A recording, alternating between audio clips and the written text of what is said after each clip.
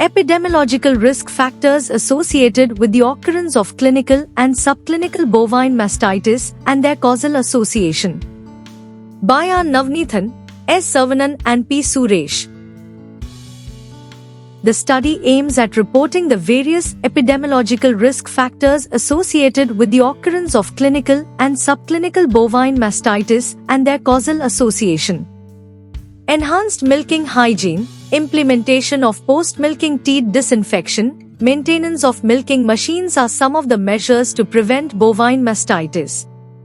The prevalence of clinical and subclinical mastitis associated with the various epidemiological risk factors and their extent of association was studied based on the positivity of 454 mastitic milk samples by polymerase chain reaction (PCR) collected from clinical and subclinical mastitic cows which were brought to Veterinary College and Research Institute, VC and RI, Namakkal, Tamil Nadu.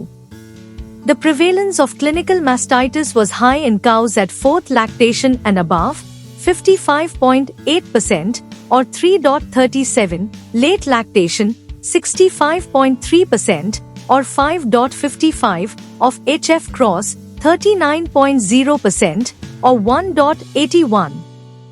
With previous incidence of mastitis, 48.5%, under concrete bedding, 30.4% or 0.99, without practice of pre-teat dipping, 41.3% or 28.0. With post-teat dipping, 39.8% or 0.06, underhand milking, 34.0%, and in winter season, 41.3% or 2.50. The prevalence of subclinical mastitis was high in cows at 4th lactation and above, 44.1% or 2.99. Late lactation, 34.6% or 2.93, of other breeds, 29.7% or 1.46, under soil bedding, 24.9% or 1.60, without practice of pre-teat dipping, 31.9% or 58.59, with post-teat dipping, 28.5% or 0.24. Underhand milking, 23.0%, and in winter season, 34.4% or 2.9. The high prevalence recorded in cows without practice of pre-teat dipping could be associated with more chances for spread of Staphylococcus spp from skin of teats into the teat canals. Whereas, the high prevalence recorded in cows with practice of post-teat dipping could be associated with the poor efficiency of teat dipping to eliminate staphylococci which already colonized the teat canals and also inefficient concentration of sanitizer used by farmers.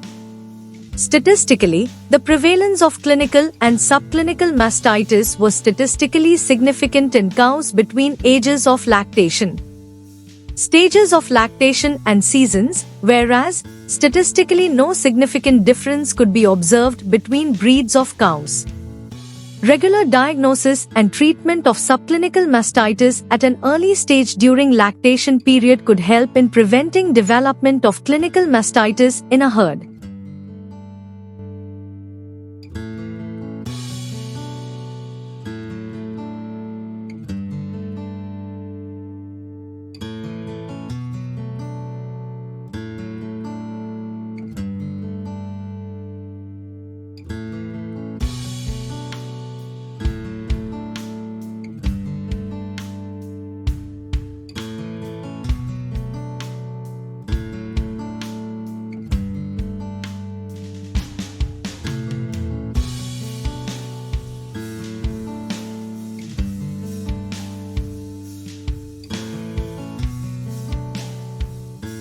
Thank you for watching this video. Please subscribe our channel for watch more scientific research videos.